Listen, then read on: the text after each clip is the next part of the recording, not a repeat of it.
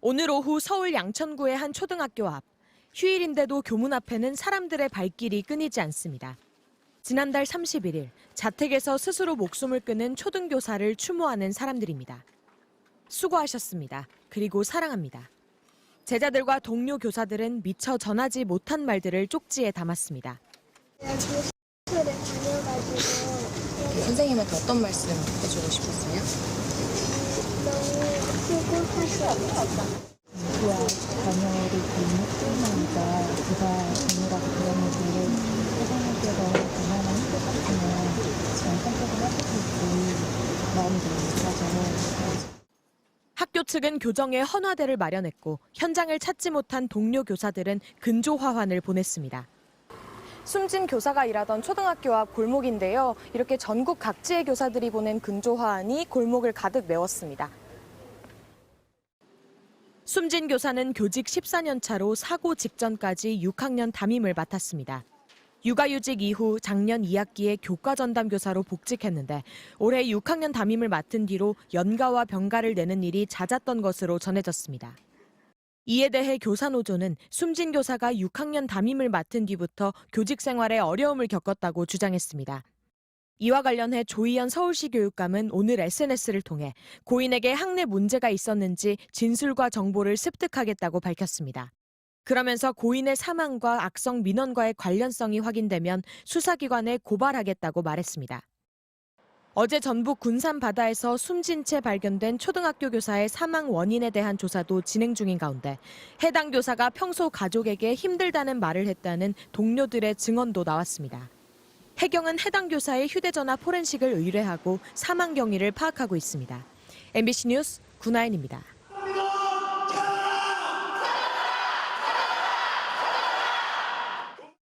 아기띠를 맨 채 검은 옷을 입고 집회 장소로 향합니다. 잇따른 교사들의 죽음을 추모하며 거리로 나온 지 벌써 7주째. 피켓을 들고 앉은 교사들은 연신 눈물을 훔쳐냈습니다. 국회 앞 도로가 끝이 안 보일 만큼 검은색으로 물들었습니다. 집회 측이 추산한 참석 교사 수는 20만 명이 넘습니다. 7월 말 첫 집회를 했을 때보다 참석 인원이 무려 40배나 늘었습니다. 이들은 교사들을 죽음으로 내몰아 공교육을 멈춰 세우는 사람들을 벌하고 교사들을 실질적으로 보호할 수 있는 방안을 마련해달라고 호소했습니다. 교사가 1대1로 모든 걸 다 받아들여야 된다는 그 무게감이 분명히 저에게도 일어날 수 있고 저희 옆 교실 선생님한테도 일어날 수 있는 일이라 생각하고 또 정서적 학대 행위가 무분별하게 적용되지 않도록 법을 바꾸고 악성 민원을 막을 시스템도 만들어달라고 촉구했습니다. 무분별한 직위해제, 병가, 교직 강요로 교권 침해에 시달리는 교원에게 2차 가해가 일어나지 않도록 해주십시오. 악의적인 업무 방해자는 교육감 명의로 신고하여 주십시오. 교사들은 서희초 교사 49제 추모일인 오는 4일을 공교육 멈춤의 날로 정하고 전국에서 집회를 열기로 했습니다. 자체적으로 휴업을 결정한 학교는 30곳뿐.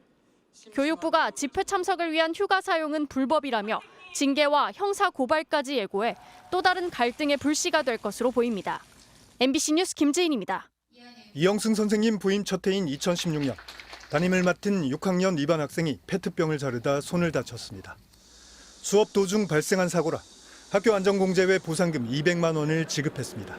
하지만 학부모는 돈을 더 요구했고 학교 측은 휴직하고 군복무를 하던 선생님에게 직접 해결하라고 했습니다. 결론은 그거잖아요. 체급이잖아요. 그거를 해결을 하라고 그렇게 전화를 했어요. 이게 끝이 아니었습니다. 3년이 지나 해당 학생이 고등학교 입학을 앞둔 2019년 12월 31일. 학부모는 2차 수술 예정이라며 선생님에게 다시 연락했습니다. 성형수술비 명목으로 돈을 달라는 요구는 이후로도 계속된 걸로 보입니다. 2020년이었는지 21년이었는지 포금하는 사람이 아닌데 엄청나게 포금을 했어요. 지금 또 학부모가 연락을 한다. 제가 그분하고 합의 안 할 거예요. 사실을 확인하려 했지만 해당 학부모는 통화를 거부했습니다. MBC 차주혁 기자라고 하는데요. 여보세요? 2021년 12월 8일 오전 이영승 선생님에게 부재중 전화 2통이 걸려왔습니다. 곧이어 오늘 감기로 조퇴한다는 문자 메시지도 도착했습니다. 5학년 4반 장기결석 학생의 어머니였습니다. 바로 당일 이영승 선생님이 숨진 직후였습니다. 다음 날까지 답이 없자 학부모는 곧장 교무실로 찾아왔습니다.